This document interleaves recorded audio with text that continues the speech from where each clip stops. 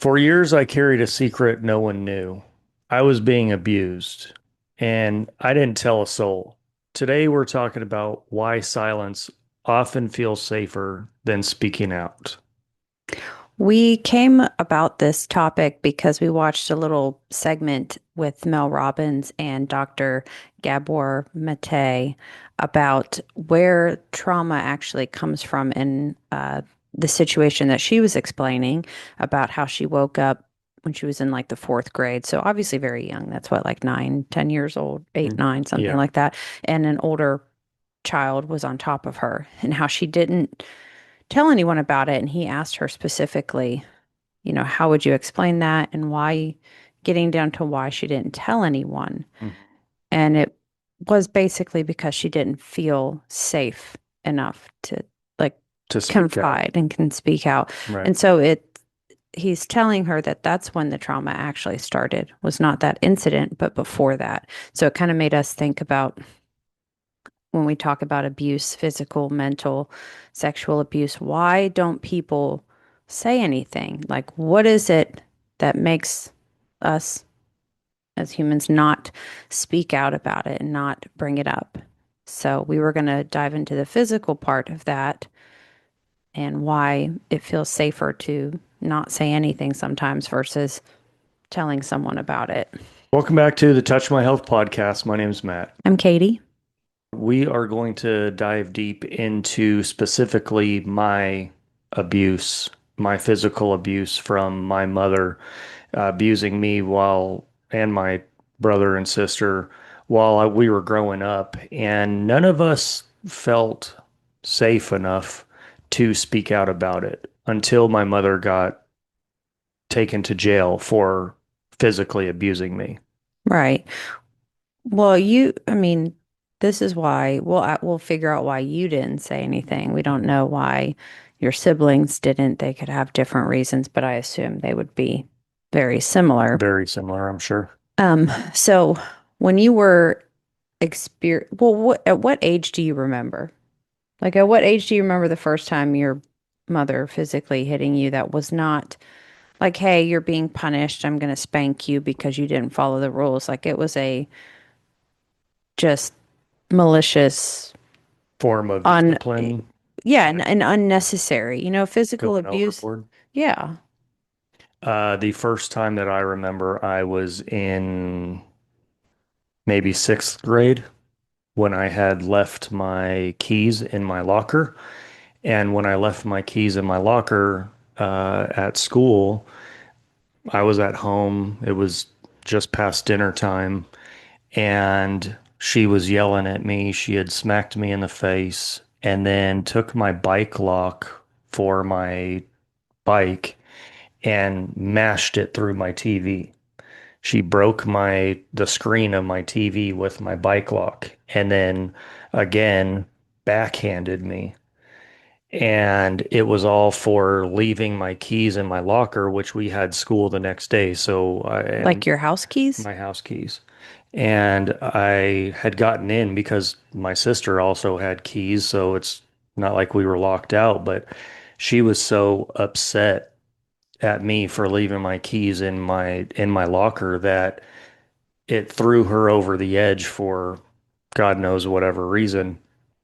But she smacked me twice, and that was the first time that I remember it being like the punishment didn't match the crime. We'll Yeah. call it a crime Yeah, the punishment didn't fit the crime for at all. sure. I Um, I just didn't understand as sixth grade. I was 13 maybe. no, sixth grade is like 10 or 11. Okay, 10 or Yeah, because 11. I feel like fifth grade is 10. Okay. So somewhere in that 10, 9, 10, 11 range is as far back as I can remember where it felt overboard, more abuse. And it had begun long before that. As far back as I can remember, maybe 5, 6, 7 years old, I remember I didn't want to eat my grilled cheese sandwich. And so I put it in the trash can. and she opened the trash because I told her I'd eaten it, and I didn't like grilled cheese. I still really don't like grilled cheese. It's just not my favorite. But when she found it in the trash can, she smacked me without saying anything. She smacked me, open hand slap, and then washed my mouth out with a bar of soap. She made me like take my teeth on a bar of soap and use the bar of soap for lying. Which that isn't overboard, but Well, it's the physical abuse is is to me overboard. right. And everyone's going to have their own opinion about what is the proper amount of physical discipline versus not, and in what ways it makes sense and what ways it doesn't. And Yeah, that's personal preference. Some people, like you, having a child, you were like, I'm not going to physically discipline my kid. And then there are no, people who will. But I think there is a gray area and there's a fine line and there's where it makes sense and where it's not. yeah, And when you are just lashing out and taking your anger and frustration out on your child in a way that they don't understand, it doesn't make sense. It doesn't show them, hey, this is why I'm disciplining you. This mm-mm, is, you did the X, Y, Z. And because of that, this is the repercussion. And this is, and also doing it in a calm way, not where all your anger and frustration is coming out yeah, because the child doesn't understand that. They just see violence and correct. anger. But when you were experiencing abuse as a child, what Mm. were the main reasons that you didn't tell anyone aside from the people that were your siblings that were in your house? Why didn't you tell your dad or a teacher or somebody else? That's a great question, and a question that I've literally asked myself 100,000 times, is why I didn't speak up sooner, or I waited until it got so bad when I, was almost choked to death.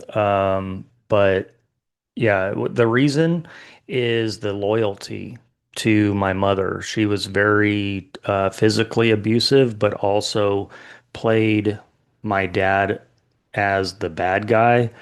And it really built that loyalty to protect her. And it was that form of an manipulation compounded with the physical abuse where I felt like if I spoke out, if I went and told a counselor at my school, or if I told my dad exactly what was happening, that she would get in trouble. And it boiled down to I didn't want my mom to get in trouble. And it's one of the things that really doesn't sit well with me because at about maybe eighth grade, I can remember her taking the open hand slaps and closing her fist. And from eighth grade until maybe seventh grade or eighth grade until high school, when she was arrested, she would no longer slap me. It was punches. Like I was a big enough person or whatever, and I was a small kid. I was never, Yeah, you're not a yeah, you're not I like a wasn't huge I wasn't like 6 foot guy. tall at in ninth grade or anything, but I was in her eyes, I guess, big enough to accept a grown woman's punch. And And I don't ever think that's a appropriate form of discipline for your absolutely child not. to close fist punch them in the face or No, anywhere. no. It's one of the reasons that, like you said, I mean, having my daughter, I would never lay hands on my daughter. And a judge will tell you that it's okay to spank your children so long as it doesn't go overboard. And the reason that I didn't say anything to like a counselor or something is when she would punch me, it wouldn't leave bruises. And therefore, the signs weren't visible Hmm. that the abuse was happening. And it was easier to hide or to just push down because as a boy, I mean, how do you say that you're being abused by Your mom's your beating mother? your ass. Right. Well, and you said you felt loyalty to her. So even though you were going through that, you still felt that sense of, do I say love or like the Yeah. bond was still there. You still desired to have a bond and a healthy relationship with her. And so Yeah. you didn't want to say anything because, like you mentioned, you didn't want to get her in trouble. But Hmm. at the same time, it's very conflicting It is. emotionally. Did you ever try to hint or give subtle signs to like others, hoping that they would notice without you having to say anything? Yeah, to my dad, I told him a couple of times that my mother had smacked me. Uh, I think I had maybe told a friend or two that, my mom had smacked me. Not really that cry for help, but just in conversation, I guess. I don't remember too many details.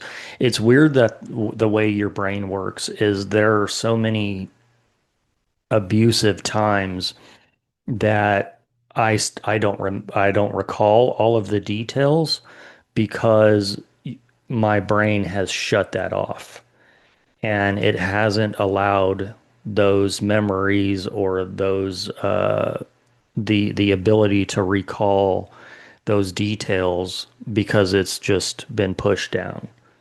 Well, when I think of, you know, when I asked you that, and I'm thinking about subtle signs, not saying anything to Hmm. somebody, but making signs, I think of when you had told me how you would get in a lot of fights at school and you Yeah. were very violent. And Hmm. to me, that's, when they say like kids who bully other kids, to take a look at the kid who's bullying because there's probably something going on with that child to make him or her act in that way. And so Yeah. that's what I would think is a subtle, I say subtle, even though it's not subtle, Right. but outbursts, violent outbursts, getting in trouble a lot. I mean, The those are essentially, I would think, cries for help. That's your subtle sign Yep. in a way. Yep. The first time that I got suspended from school for fighting was in third grade. And That's young. very young, very young. And it continued on every year until 11th grade. I got suspended from school every year for fighting, twice in fifth grade, twice in sixth grade. And I feel like the school system let me down. It's not that I'm a victim. I don't think of myself as a victim, but They could have done more. just like you said, they should have been asking more questions. What's Right. going on at home? Why are you getting in so many fights? Why are you, because I went through the same school system. I was raised in Las Vegas and I went through the same three schools, elementary, middle school, and into high school and until I moved to the other side of town, but I went through the same school district. So they had my history, they had my file. And the fighting was that subtle hint, but I feel like they could have done a lot more in that questioning where it would have led to, okay, this child is being abused at home. Yeah. He's beating people's ass because he's getting his ass beat. Yeah. Yeah, and I don't know that I would consider myself a bully. There was a couple of times that I did pick a fight with a kid or several.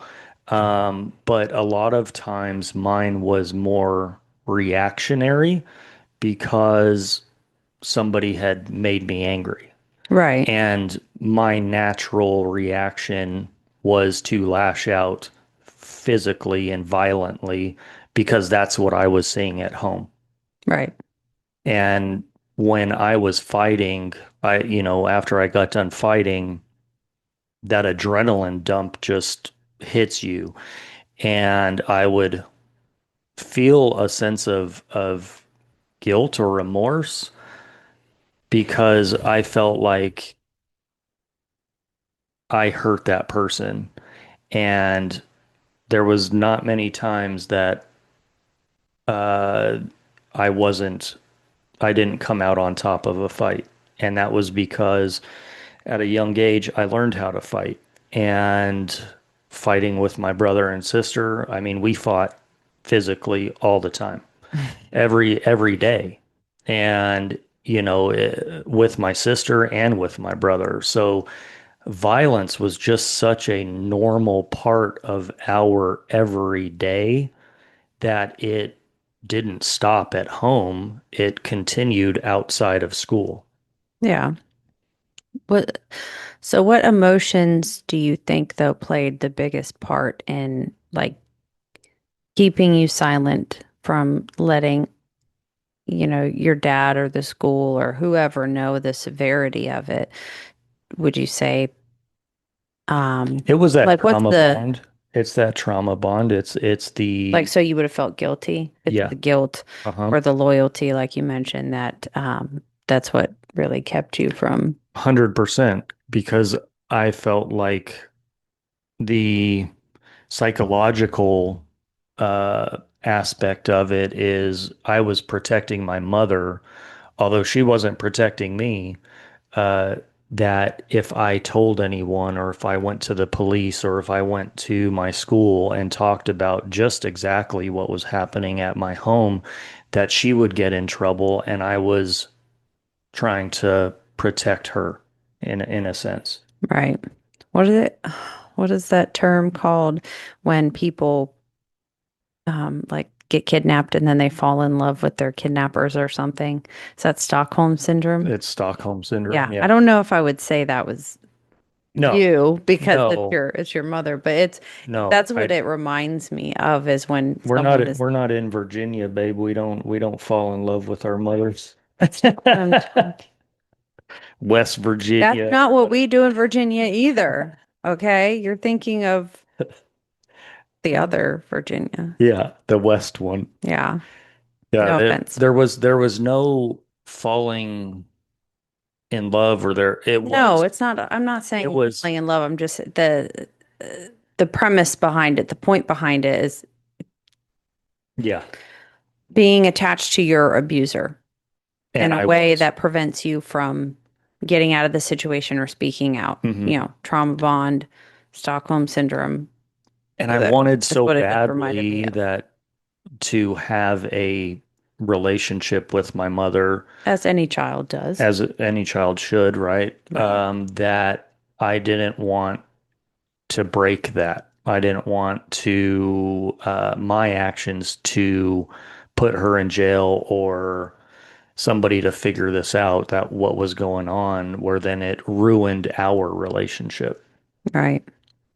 Well, speaking of, psychological impact, and the psychology of it, Hmm. what do you think abuse does to your self-image and sense of worth that makes speaking up so difficult? My self-image and sense of worth, I really my sense of worth was very low because I was being abused physically. Uh, I felt like I wasn't good enough or I wasn't being seen or being heard. I was just being hurt. Right. And my sense of worth was so low that I would turn around and lash out. And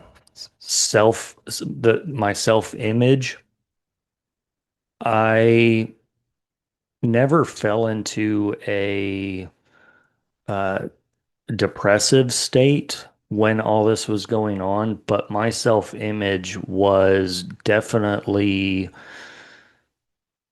trying, I was trying to be the tough guy on the outside. Right.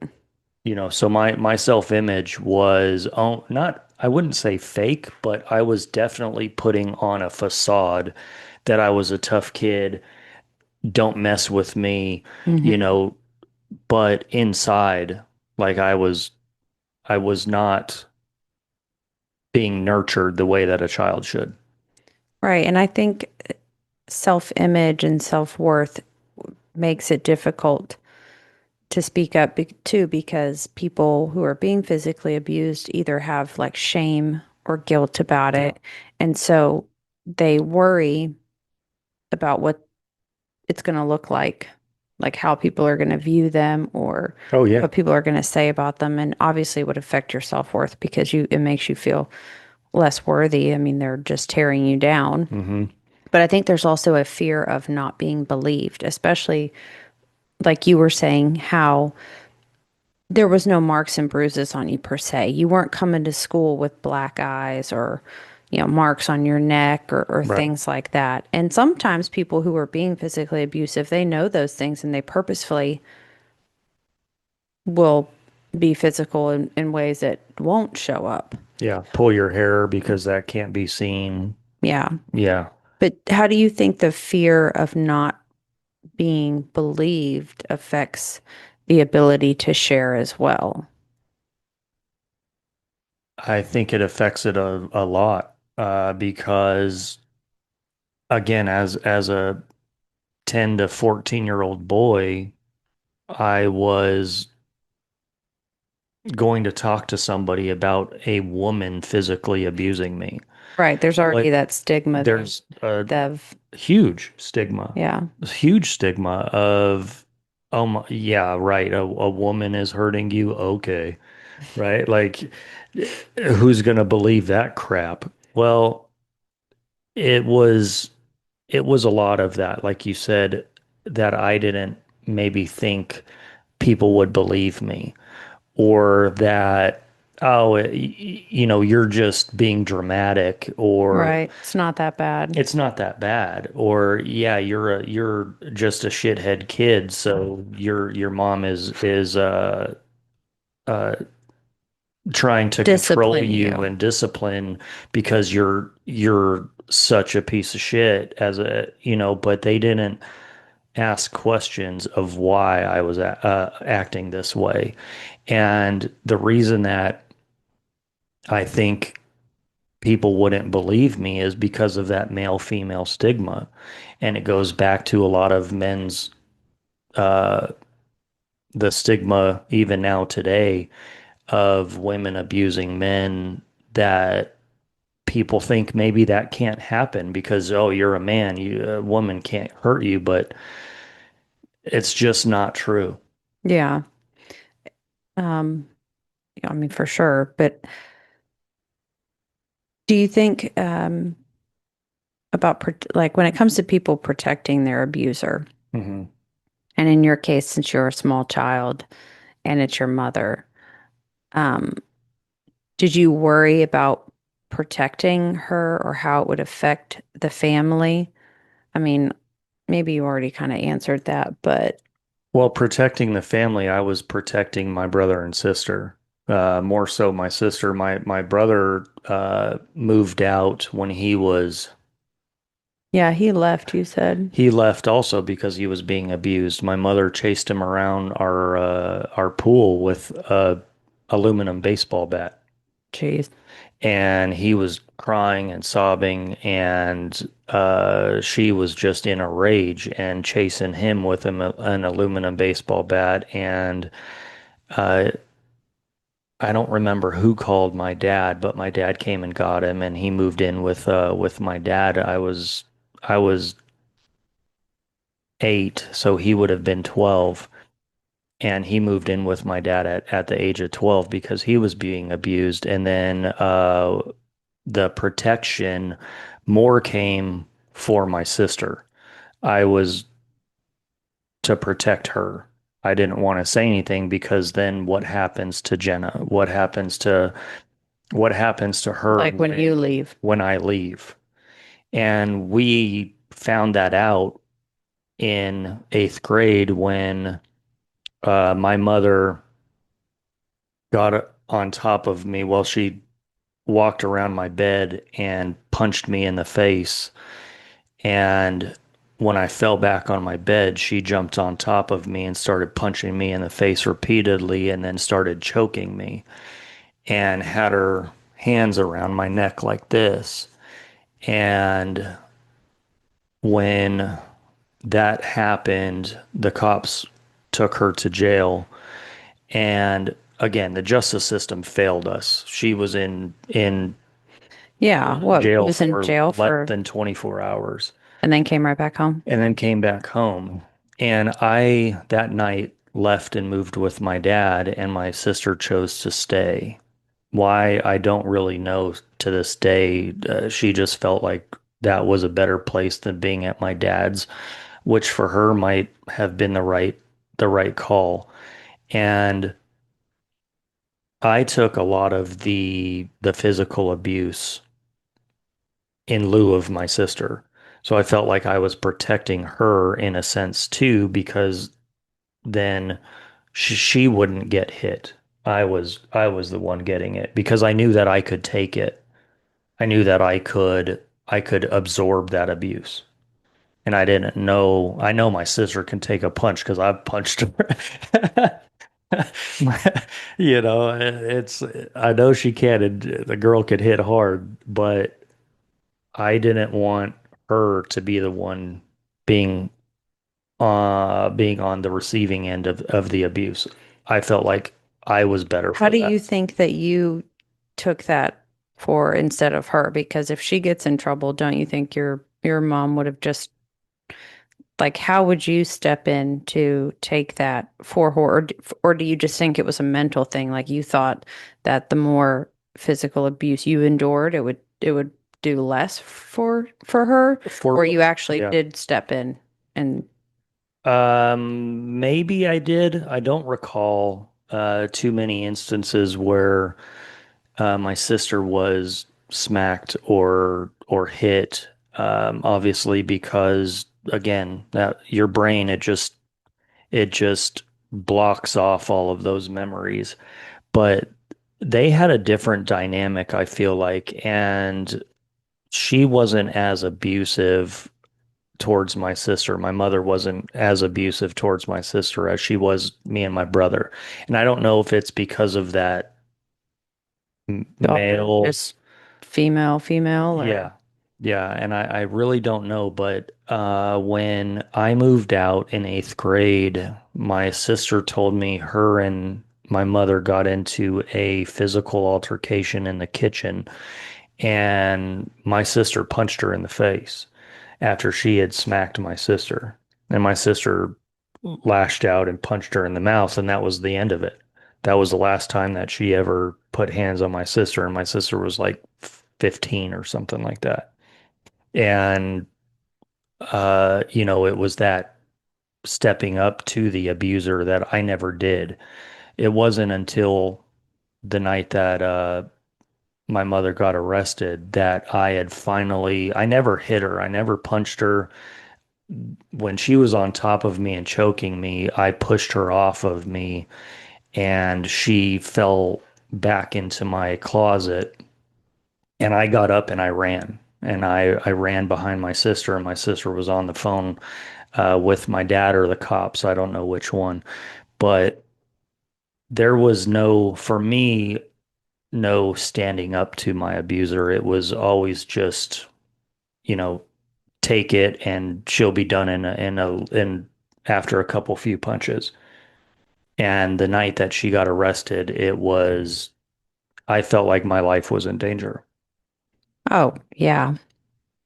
I think that would definitely be a that's like the moment or turning point when you realize that you can't really be quiet about this anymore Yeah. because your life is literally in jeopardy and Hmm. God knows what happens the next time Yeah. she gets upset or angry. Obviously, she doesn't know how to control herself and her emotions. Hmm. Um, And at the time, I was physically stronger than her. I was 14. I was playing baseball, playing football, and I was almost as tall as she was at the time. I think she was maybe 5 foot. And I was physically stronger than her. So when she was choking me, I realized, like, what am I doing? I'm just laying here letting this happen. And I just pushed her off of me, kicked her off of me, and ran. And that was as much of the turning point in my head, just like you said, like what would happen next time. This was the time that I felt like I, I was going to, if I didn't fight back, I was going to pass out from her choking me. Yeah. And there was marks on my neck, and I had a black eye from where she had punched me in the face. And when the cops came, they could now see the Oh, marks. yeah. And I went to school the next day, and the one of I was like my first period teacher pulled me out into the hallway, and I she's like, "Hey, go to the counselor." And the assistant principal and the counselor came in and talked to me, and they're like, "What is on your, like, what happened to you?" And that was when I finally spoke They up. didn't even tell that, but shouldn't there be like a protocol for this?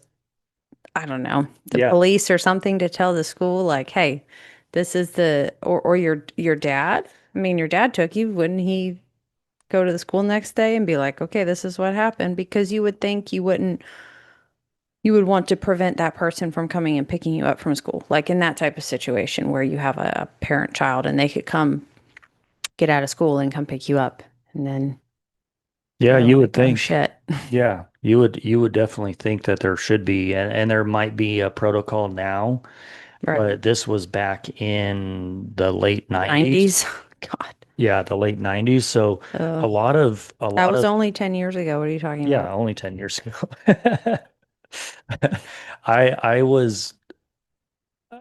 I was a part of that era where abuse wasn't talked about, mental or physical. Oh yeah. And a lot of it was overlooked or just not, you weren't heard. And now that we've seen abuse and mental PTSD and everything come into light, I think people are really starting to understand that abuse can come from anywhere.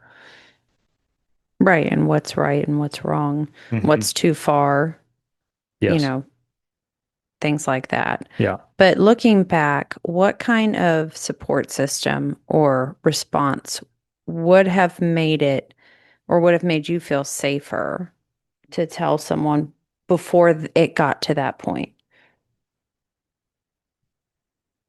Because that was the whole point in the Mel Robbins segment that we watched with the doctor. You know, she didn't feel safe beforehand to tell her family, her mom, her dad, whatever, if That's a something were to happen. You know what I mean? So what kind of support system or response would have made you feel safer before it got to that point to say, "Hey, this isn't right. Like I shouldn't be getting punched in the face because I forgot my keys in my locker," right. or, you know, these other instances of you being hit and punched and things like that for because you're in a rage because I'm a kid and I did something. That's a tough question. Because when we were growing up, again, my mother played my dad against us as the Hmm. bad guy, and so she was the support system. I didn't get to see my dad on a regular basis until I was maybe 11 or 12 years old that I can remember. My dad might have a better memory of that, but what I remember is them going through custody battles, and my mother had full custody. My dad had that whole every other weekend. Right. And when that happened, there would be a reason that she would make up why my dad couldn't see us on whatever weekend. So there was months at a time where I didn't get to see my dad. And What about this grandparents? we saw my grandparents when we would see my dad. My mother didn't get along with my dad's parents. She didn't get along really with anybody, I was but gonna say I don't think she got along with uh, anyone. Her dad, we called him Papa. He and I had a good relationship, and we would see him, and he was abusive to his three girls as well, growing up, and so was their mother. So So that's where she got it it was from. generational. Yeah. Yeah, it was generational, and that's why I was so adamant about stopping that trend of generational abuse when I had my daughter, because I didn't want that to be Hmm. a continuation. So the support system, going back to your question, is I didn't have a strong support system, or I didn't feel like I had a strong support system. And my dad and my Grams have talked about it. Like if they knew it was that bad, they would have spoke up. They would have done something sooner. And because I didn't see my dad on a regular basis, I don't think he knew. I don't think he knew how bad it was. Right. Well, when your brother went to go live with him, do you think he like asked questions about that, or was it just maybe that was just a singular event, or maybe your brother didn't even say the severity. He was just like, I don't want to be here anymore, and she let him go. Because I would think she would have tried to fight to keep him there, unless, I mean, like with you, there was no choice. Hmm. Um, but I've never asked that question to my brother. I know that it was his choice, and he was never coming back to live with my mother after that. It put enough of a,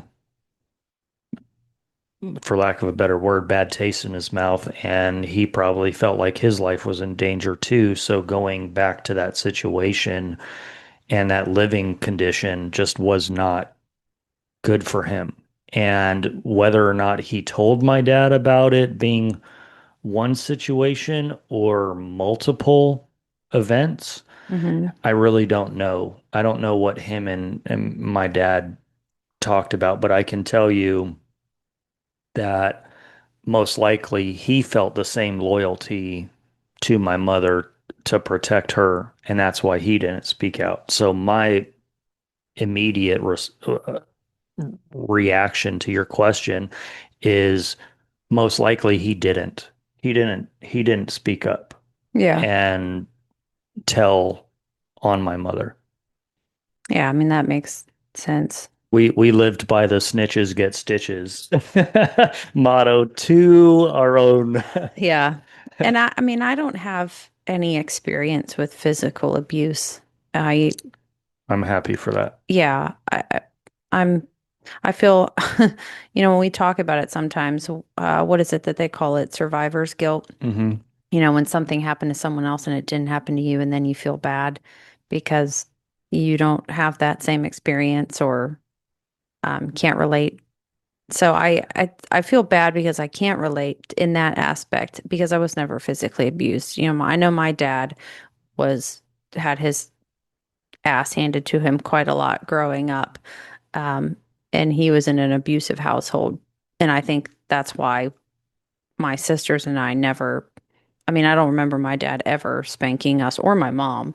But my mom grew up in a much different family and a much different environment. I would say a healthier one than my dad did. But so I don't have those experiences. Yeah. My parents were, and they were never that I saw physical with each other. I know they were loud and verbal, Hmm. but I never saw them be physical. So I didn't grow up in a Yeah. physically violent household. Your dad and I had that conversation about his physical abuse by his dad growing up. And kudos to your dad for not continuing that abuse Yeah. on you three kids. And my dad used to say too, like he thinks that's why God gave him all girls because if he had had any boys, with some of the stunts that we pulled, Right. that Yeah, might have generation or that generational curse might have had to have kept on because the fact that we were girls was why he was like part of the reason why right. he was like, well, I'm not, because we did some dumb shit Oh yeah, for sure. as you do as children growing up and learning what your Right. boundaries are. Yeah, for sure. And that's that stopping the generational curse that kudos to your dad for doing that, your mom and your dad, because that no child should experience that. And with my experience, it made me a stronger person, and it hasn't really been on my heart to talk about it until we started this podcast.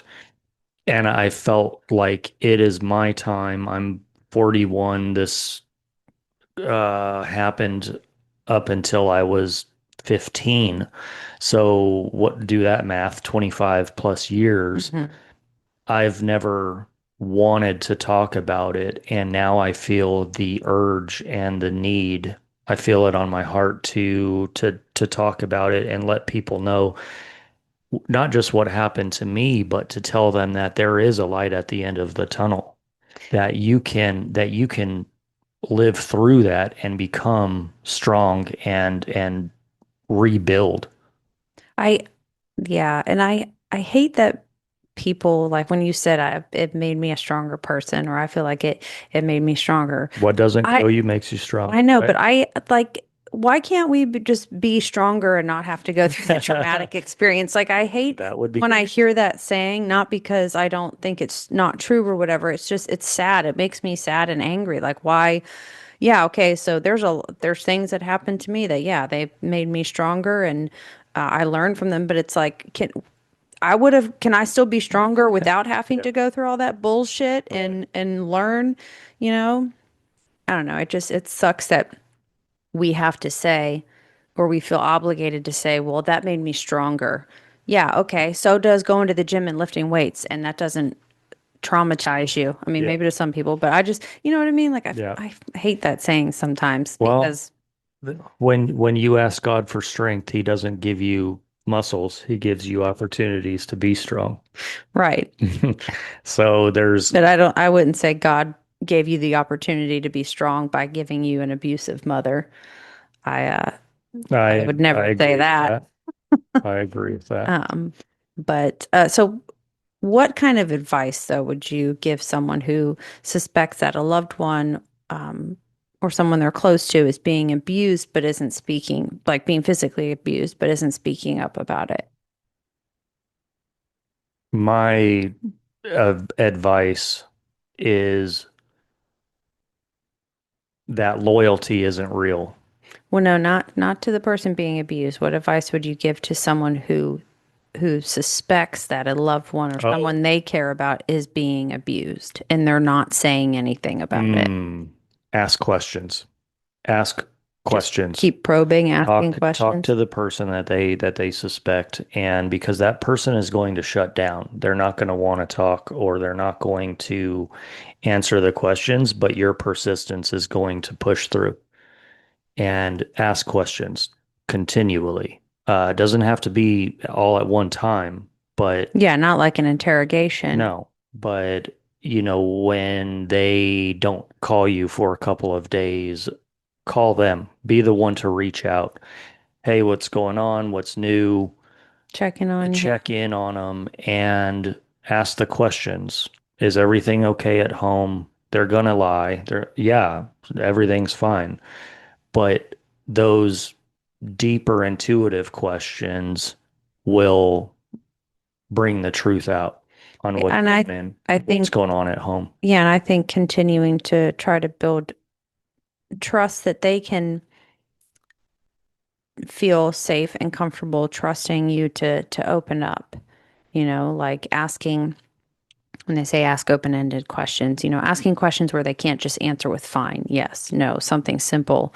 I would think it would be questions like that too. Definitely. Um, Where it gives them mhm. an opportunity to speak. Right. And just letting them know and constantly reassuring them that, hey, I am someone you can come and talk to. I won't say anything, I'll be there for you. I'll help you. Hmm. Because I think sometimes and this is just my opinion, I don't have this experience, but people who are being physically abused, like you said, have a sense of loyalty to that person. They're Yeah. trauma bonded, whatever the case may be, Hmm. and they don't want to get them in trouble because they still don't understand that the psychology of like all that behind it. And so Right. they don't want to speak out because they don't want to get the person in trouble. So you reiterating that you're a safe space and a safe place to come and confide in and talk to, and you're not going to, Yeah. I mean, whether you do or not, because if they open up and say, yeah, he choked me out and I passed out the other night. Right. Sure, maybe if that's what it took for you to open up to me, but I'm calling the police. Right. Like I'm getting you out of there as best I can because the next time could be the last time and you're not waking up. 100%. And that's where you got to let them know that you are the support system. You are Mhm. part of that support system, and there's a whole support system out there for you. Right. Because sometimes trying to get them to believe what's going on in the physical abuse that's happening, how that's not right, how they're wrong, this isn't what love is, or that's not how they should be treating you. Sometimes that's hard. That's harder to explain, I think, to a person Hmm. than just, hey, just come talk to me. I'm a safe space where, just tell me what's going on. Like, I feel like there's something going on and you're not saying anything. And these are these signs or clues. Like, just talk to me versus just attacking in a way the other person because they do have that sort of loyalty and Yes. guilt. And Yep. so, As the victim, you do have a little bit of that, a little bit of that guilt and a little bit of the sense of protection. And that's where you've got to break that wall down with that person, the victim being abused. yeah. Well, so with that, um, why do you think society often misses the signs of abuse? It obviously when you see physical, like Black black eyes, eye, you know, choke marks, and whatnot. right, or girl, I fell into the doorknob. What is that? Yeah. I don't know Yeah. why. I tripped and Yeah. yeah. But constantly seeing that in people, like, why do we think society often misses those? And then when it's not visible, when you don't have a black eye, but Why does society miss the signs? I think because people are too wrapped up in what's going on in their own world.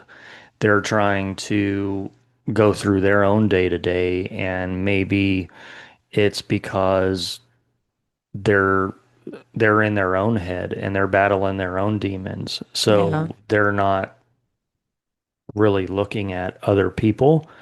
Um, too self-absorbed into their own yeah, life. and it could be. And I think, when somebody is finally done with the abuse, that's when they all of the events, because it's usually not just one time and then somebody speaks Mhm. out. It's usually multiple. I think the statistic is 1 in 4 adults are abused.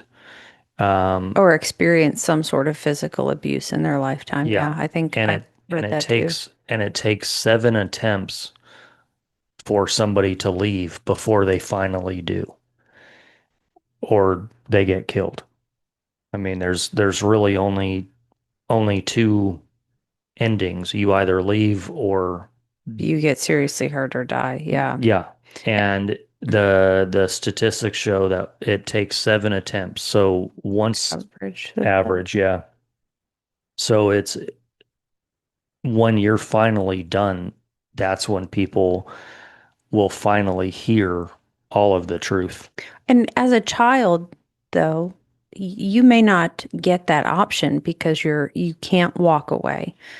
If you don't have a support system, you don't have anywhere to go. I mean, I'm Hmm. I'm thinking of just recently there was a story that in our area, this little boy, he was like 7, 8 months old, and it's really sad. Awful. He his parents first claimed him that he was missing or that he was abducted, I think, and then it turns out that like there was just so many inconsistencies in their story Hmm. and the police arrested them.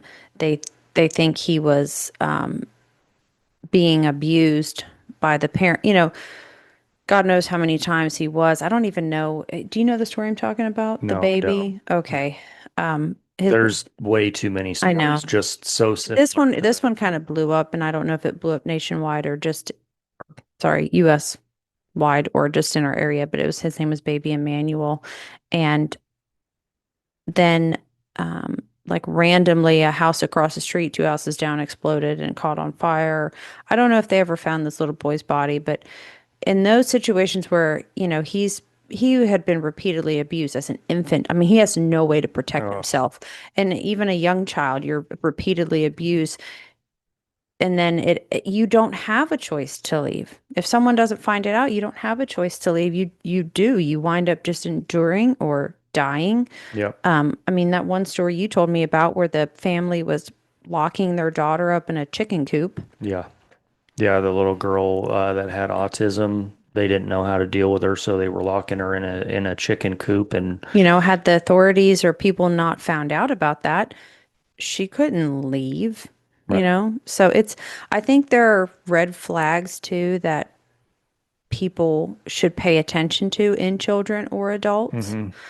and Yep. because when they're not speaking out or they can't, they don't have that option. There's things to look for. Signs for Right, sure. And my sign should have been all of the constant fighting that I was doing right.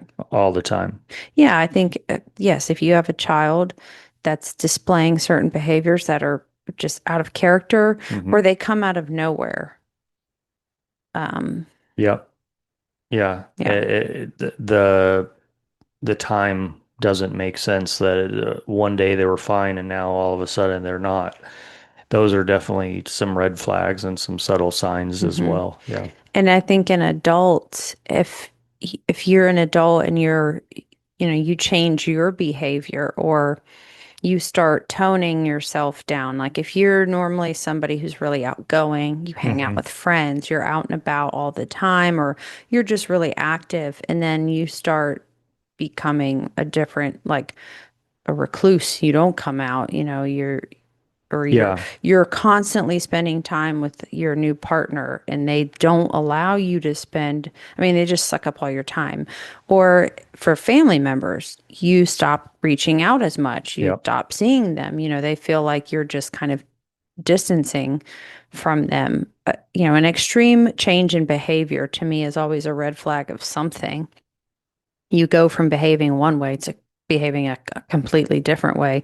And a That lot of times that's in a new relationship. Yeah. Right. That And would it definitely could be, it could be a sign that something else is going on there, whether it's physical abuse, some other type of abuse, or um, and something. there's a control to it for sure.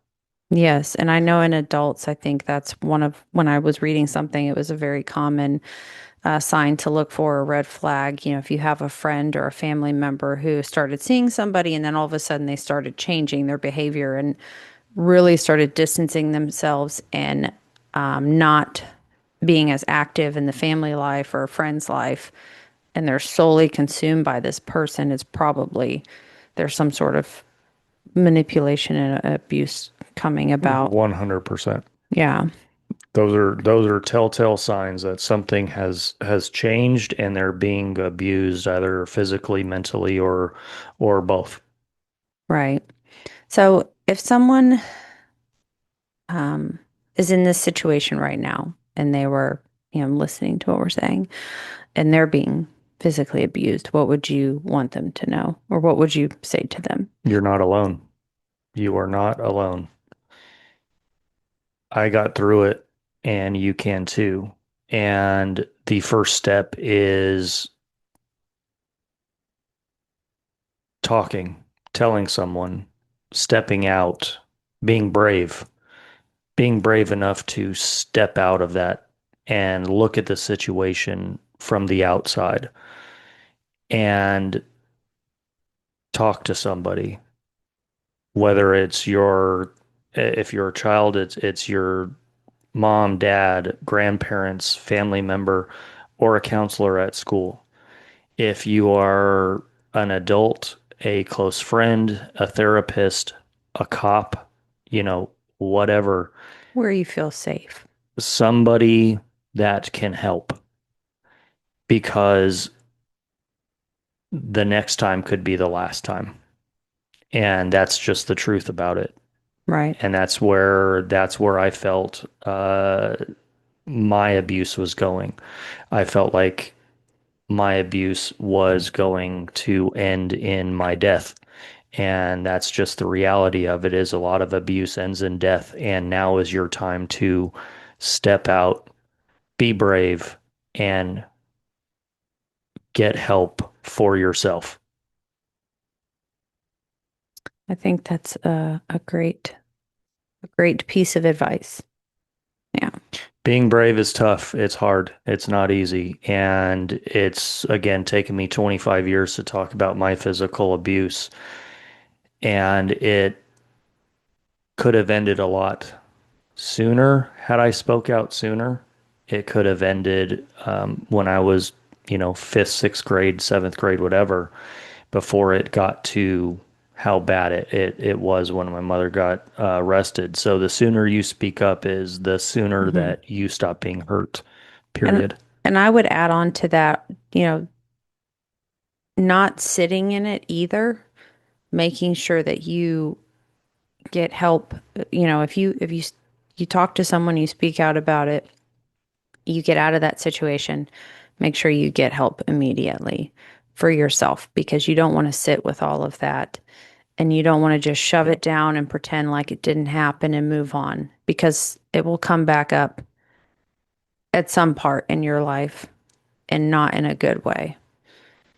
So It affects, dealing with that is it's extremely important. yeah, and it affects you the rest of your life. It does. It just does. The way that your brain works is it will come out in certain ways uh, for the rest of your life. And the sooner that you can get help and start to recover and start to heal, the better you will be sooner. Right. Your chances of you healing and just being healthy mentally will be And a lot, physically. right, will Yeah. be a lot better. Black eyes and physical damage Marks. hurts. It hurts and they heal and so can you. Right. So if somebody you know is in this situation, send this podcast to them. Follow us on Touch My Health podcast on YouTube. We have all of our socials linked in the description below. And until next time, we appreciate you guys joining us. Okay, bye. Okay, bye. Thank you for joining us today. If you learned something and our stories resonate with you, subscribe to our podcast. That's a zero-cost way to support our channel. You can also follow us on Spotify, Instagram, and TikTok. They're linked in the description of the episode. We'd love for you to put any questions, comments, or suggestions for future episodes in the comment section on YouTube. We'll read them all. Again, thanks for joining us. We really appreciate your interest. And as always, we remind you to be the best version of yourself. See you next time on the Touch My Health podcast.